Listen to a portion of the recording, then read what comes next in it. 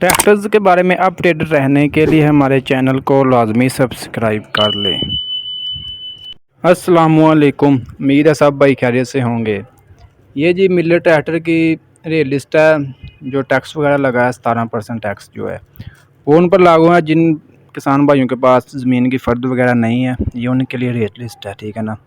जिनके पास फ़र्द है उनके लिए वही पुराना रेट है, वो फ़र्द जमा करवा कर ट्रैक्टर ख़रीद सकते हैं। इसमें जी सबसे पहले जी आता है जी MF 240। इसकी जो कीमत है वो है जी 13,94,640 रुपये। इसके बाद आता है जी MF 350। इसकी कीमत है जी 16,14,600 रुपया। MF 260। इसकी कीमत है 16,12,260 रुपया। MF 360। इसकी कीमत है 17,02,350 रुपये। उसके बाद ये MF 360 4 व्हील। इसकी कीमत है जी 23,69,250 रुपये।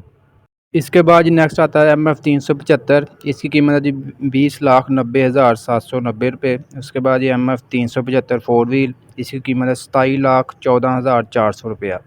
इसके बाद आता है जी MF 385 2 व्हील। इसकी कीमत है 21,76,200 रुपया। उसके बाद लास्ट पर आता है MF 385 4 व्हील। इसकी कीमत है 28,19,700 रुपया।